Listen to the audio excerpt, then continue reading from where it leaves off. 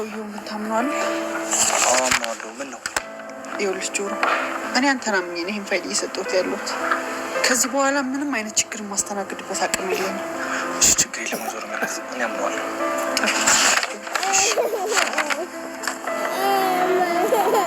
16 ዓመት ህመሜን እየታከምኩ ነበር።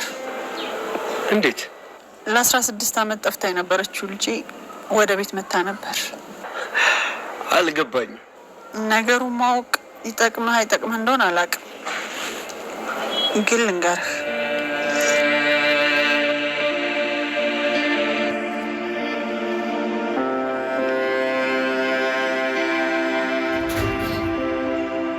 በጣም ይገርማል።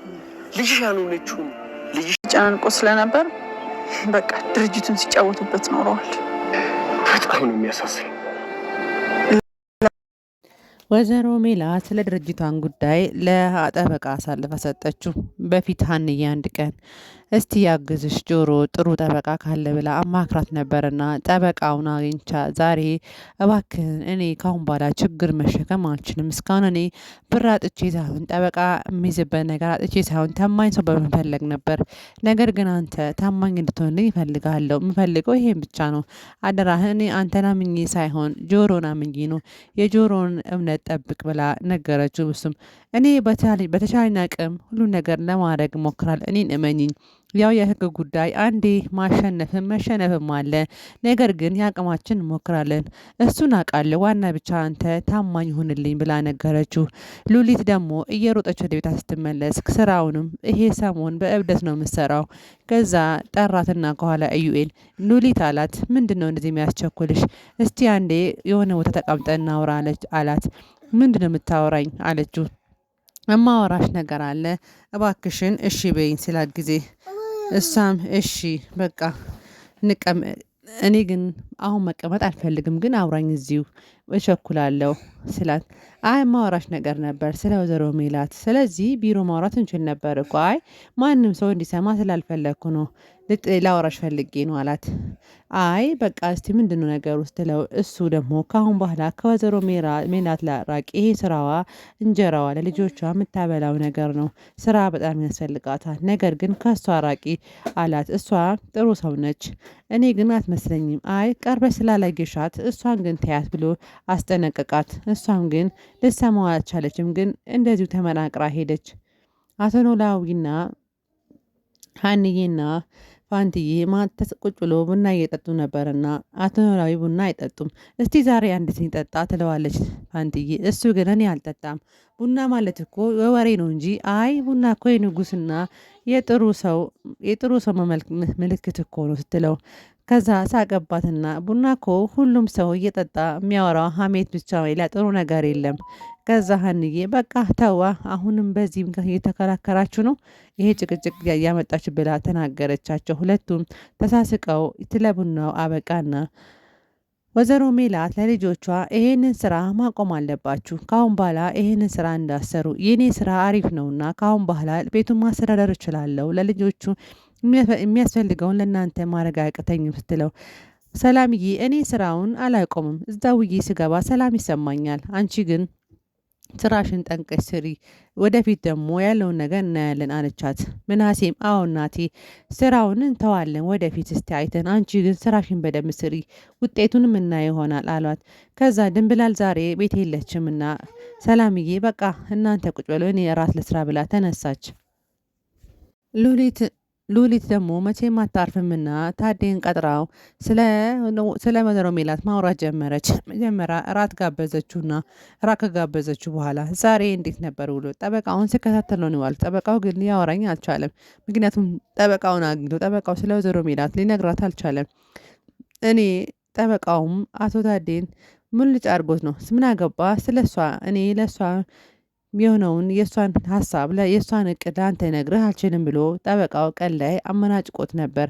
ማታ ላይ ሉሊት ደግሞ ስላየችው ጠቅቅጥ ራሱ ያለውን ነገር ማወቅ እፈልጋለሁ። ከድርጅቱ እኮ የሶስተኛው አባል እኮ እኔ እኮ ኃላፊ ነኝ፣ ሁሉን ነገር እኮ ነው ያውቃለሁ ስለዚህ እኔ ማወቅ አለብኝ ስለ ድርጅቱ የሚሆነውን ነገር ስትለው እኔ ጠበቃውን ጠይቄ በቃ አልነግረኝም ብለሻል። ካሁን በኋላ ግን እንዳቀጥርኝ ስለዚህ በቃ የራቱን ክፈል ብላ ብር ካለ ሰዓቱ ወጪ አስወጥታው እሱም አቅሻለሁ ከአንቺ እኮ አንድ ብር አይወጣም ብለው ወጪውን ከፈለና ወጣ። ካሁን በኋላ ግን ላገኝሽም ላይሽም አልፈልግም ብሏ ተናዶ ወጣ።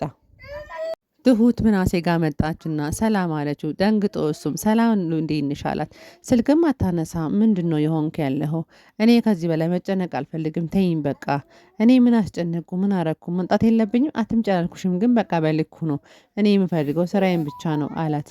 እሷም እኔም በቃ እኔ እኮ ካንተ ጋር መሆን እፈልጋለሁ ስትለው እኔ ምንም አልፈልግም በቃ እዚህ ጋር እንዳመጪ ብሎ ሉሊትን ትሁትን አስቀየማት። ትሁትም ተናዳ ስትሄድ መንገድ ላይ ሰላም ደግሞ ምን ሆነሽ ነው አለቻት። ምንም ሰላም ነሽ? ግን ደህና ነኝ። አዎ እና እስቲ አውሪኝ ምንድን ነው? ከወንድሜ ራቂ እሺ። ካሁን በኋላ እኔማ እርቃለሁ።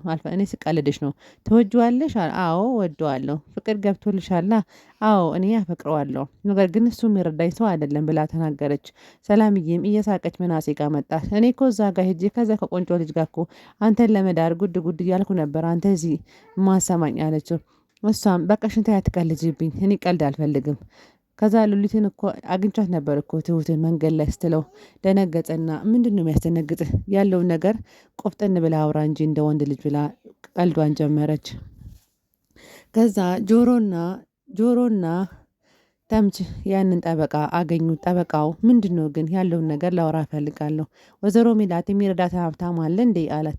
እኛ አናቅም፣ ምንም ነገር የምናውቀው ነገር የለም። እኛ የምናውቀው እሷን መርዳት ብቻ ነው። አይ የሆነ ባለ ሀብት አለ። ያኛው ተምች ደግሞ ሰውየውን ሊያስወራው አልቻለም። አፋፉን እያለ እሷ ምን እናውቃለን? እኛ የምናውቀው እሷ ምንም ሰው እንደሌላት ነው እስካሁን ድረስ። አንተ ዝም ብለህ ስራን አሰራም እንዴ ብሎ ሰውየውን ለማስቀየም ሞከረ። በቃ አሲርም ተው እንጂ ብለውም ሊሰማው አልቻለም። በቃ ጠበቃው ወሬያችሁን አውሩ ብሎ ሁለቱን ትቶ ተሰናብታቸው ሄደ። ኢዩኤል ጠዋት መጣና ወይዘሮ ሜላትን ሰላም ብሎ በፈገግታ ሰላም አለችው። ኢዩኤልም ስራውን ግን ለምንድን ነው መቀበል ያልፈለግሽው አላት። ስራውን መቀበል ያልፈለግኩት ምክንያቱም እኔ የራሴ ጫና ነበረብኝ። አሁን ላይ በሆን ግን እቀበል ነበር። በፊት ስለ ድርጅቴም ስለ አንዳንድ ነገሮች ራሴ ስለምንቀሳቀስ ሁለት ቦታ አልችልም ብዬ ነበረ። አሁን ግን ያለውን ነገር ለጠበቃ ሰጥቼ ጠበቃውን እንዲከራከርልኝ አድርጌያለሁ ስትል ተናገረች። እሱም በቃ እሺ አሁን ሀሳቡን እንዴት ተቀበልሹ? ያለውን ነገር በቃ ይሄ ነው። ግን ስለ ሁሉ ነገር አመሰግናለሁ ኢዩኤል። ከስራ ስንቴ በወጣ እየመጣ እየተከተል ያመለስከኝ ጥሩ ልጅ ነህና በጣም አመሰግናለሁ ብላ አመሰገነችው። እሱም ችግር የለውም ወይዘሮ ሜላት ብሎ አመስግኗት ተመሰጋግነው ወጡ። ሉሊት መታ ከወይዘሮ ሜላት ጋር ፍላሽ መናገር ፈለገች። ልጇን መታ ሀንዬን አይታት ነበርና እቺ ወይዘሮ ሜላት ልጅ ነች እንዴ? አዎ። ከዛ መታ ካሁን በኋላ እኔ ስለ ድርጅቱን ነገር ማወቅ ፈልጋለሁ። ምን አገባኝ እኔ የምሰራውን አንቺ ምሳሌ ሌላ። ወይዘሮ ሜላትም እሷ ቀላል ሰው አይደለችምና ልክ ልኳን ነግራት እዛ እኔ እኮ እዚህ ውስጥ አንቺ መቆጣጠር እችላለሁ ስትላት አንቺ ማነሽ ነው የምታቆጣጠርኝ? እቺ ልጅ ያማታል ብላ ልክ ልኳን ነገረቻት። ከዛ አቶ ኖላዊ ደግሞ በቀዳዳ የሆነ ነገር እያየ ነበርና ድርጅቱ ውስጥ ያለውን ነገር ምንም ነገር እስካሁን ውጭ ከመጠበቁ እንጂ ውስጡ ያለውን ነገር አያውቅም። በቀዳዳ የሆነ ነገር የተደረገ እያየ ነበርና አንዱ ከድርጅቱ ኃላፊ መጥቶ አንኳኳ። ወዲያውኑ ከኋላ መጥቶት አንዱ ሰውዬ ትከሻውን ነካ ነካ አረገው። እሱም ደግሞ ምንድን ነው አለ። ምን እያየክ ነው? እያየው ነው እንዴ? በጣም ግራ ተጋባ። መናገርም አቃታቸው፣ ተንተባተቡ። እዚህ ድርጅት ውስጥ የሚሰራው ነገር ግን ምንድን ነው? እስቲ ማወቅ እፈልጋለሁ አለ። እኔ ድርጅቱ ማውቀው ታሪክ የለኝም። ምክንያቱም ድርጅቱ እኔ እዚህ መጠበቅ እንጂ ያለውን ነገር ግን አሁን ማወቅ እፈልጋለሁ። አንተ አወቅ ካላወቅ ምን አደርግልሃል? ዝም ብለህ በሩን ጠብቃለሁ። አይ ማወቅ እፈልጋለሁ። ምክንያቱም ባለፈው የሆነ ሰውዬ መጥቶ እዚህ ድርጅቱ ውስጥ ምን እንደሚሰራ ታውቃለህ ብሎ ጠይቆት ነበር አቶ ኖላዊን። አቶ ኖላዊ ግን እኔ አላቅም፣ እኔ ዘበኛ ነኝ፣ በር መጠበቅ ብቻ ነው ያለው ነገር ምን አገባኝ አለ። ነገር ግን ማወቅ አለብህ አለው። ሲከራከሩ ያ ነገር ትዝ ብሎት አሁንም ሰውየውን አጥብቆ ጠየቀው። ሰውየው ግን ሊመልስልህ አልቻለም። አሁንም ትከሻውን እሱን ወርውሮት ሄደ። አቶ ኖላዊ ግን በጣም ተናደደና ይህን ነገር ማወቅ አለብኝ፣ ምክንያቱም ማን ነው እስቲ እዚህ ውስጥ ያለውን ነገር ማወቅ አለብኝ ብሎ አሁንም በጣም ተብሰለሰሉ። ተምቹና አሲር ተገናኝተው የሆነ ምግብ ቤት እየጠጡ ነበርና እሱ ደግሞ በቃ ሂሳብ ክፍለን ከዚህ እንውጣ፣ ተምች ግን እኔ ካልጠጣው አለ። አሲር ግን በቃ ይበቃናል፣ ከዚህ በላይ መጠጣት አያስፈልገንም፣ ከዚህ በላይ ከጠጣን ነገሮች ይበላሻሉ ብሎ ሁለቱም እዛው ቤት ውስጥ እየጠጡ ነበር። እሱ ግን ሊወጣ ፈቃደኛ አይደለም። አንዳንድ ነገሮችን መነጋገር ጀመሩ። አሁን በጣም ድንብላልን ይወዳታል። ድንብላልም እምቢ ብለዋለች። የአሲርም ደግሞ ሀኒ እምቢ ብላ፣ ሁለቱ በመጠጥ ውስጥ ናቸው።